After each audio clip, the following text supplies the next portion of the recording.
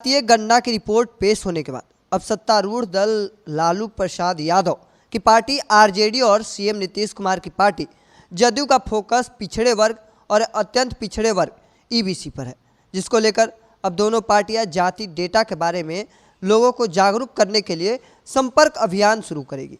दरअसल बता दें कि बिहार की सभी 243 विधानसभा क्षेत्रों का दौरा करेगी, जिसके लिए राजद ने टीमों का गठन कर दिया है और तमाम अलग अलग इकाई जो है उन्हें भी एक्टिव करने की कवायद तेज कर दी है। वहीं जदयू पहले से ही कर्पूरी पे चर्चा कार्यक्रम के तहत अलग अलग क्षेत्रों में जाकर जाति सर्वेक्षण रिपोर्ट पर सार्वजनिक पहुँच कर तेज कर दी है। राजद और जदयू दोनों के लिए ओबीसी और ईबीसी अहम वोट बैंक है। इसी वजह है कि जो राजद के अलग अलग नेता हैं वो अपने क्षेत्रों में जो छोटी छोटी इकाइयां हैं उनको एक्टिव करने में लग गए हैं। हालांकि बता दें कि राज्य के विभिन्न हिस्सों में टीम भेजने पर काम कर रही है, जिन्हें जाति डेटा सर्वेक्षण के बारे में ईबीसी, ओबीसी, अनुसूचित जाति समूहों सहित सभी समुदाय के लोगों के साथ बातचीत करने का काम सौंपा जाएगा।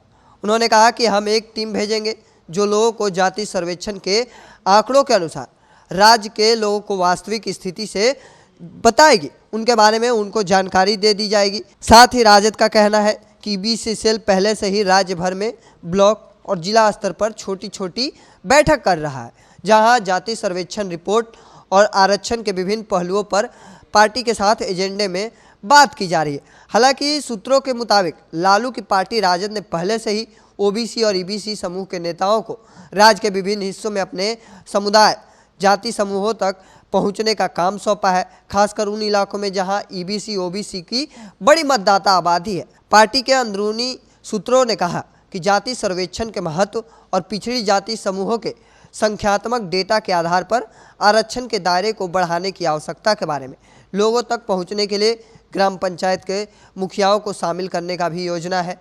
हालांकि नेताओं का कहना है कि हर मंडल को 4 भागों में विभाजित किया गया है और नेता ब्लॉक से पंचायत स्तर तक लोगों के बीच जाति सर्वेक्षण रिपोर्ट के बारे में बताने के लिए निर्धारित क्षेत्रों का दौरा करेंगे। और यही बड़ी वजह है कि राजद एक के बाद एक अपने छोटी इकाइयों को मजबूत कर रहा है। पिछले दिनों ये भी देखा गया था कि राजद अपने एक एक कार्यकर्ताओं को फ़ोन कॉल करके जानकारी ले रही थी। वहीं जदयू भी इसी तरह की कवायद कर रहा है। एक तरफ जदयू का कहना है कि 60 टीमों को जनसंपर्क का काम सौंपा गया है।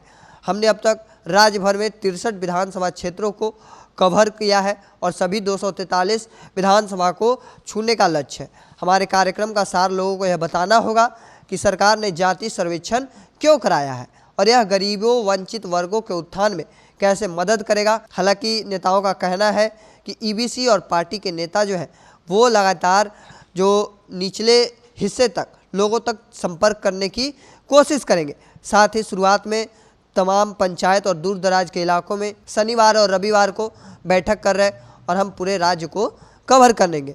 तो हालांकि बता दें कि जो 2 अक्टूबर को जातीय जनगणना की रिपोर्ट पेश की गई है, अब उसको लेकर कहीं ना कहीं कवायद तेज कर दी गई।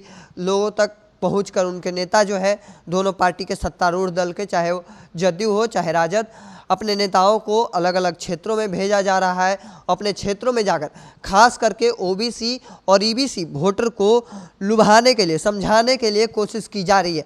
तो देखिए इससे क्या कुछ निकल कर सामने आता है, ये भी देखना दिलचस्प होगा और कितना इससे बड़ा फ़ायदा मिलता है। बाकी इस चीज़ को लेकर आपका क्या मानना है कमेंट सेक्शन में रखिएगा। ऐसे ही तमाम खबरों के लिए द इंडिया टॉप को सब्सक्राइब कर लीजिए। धन्यवाद।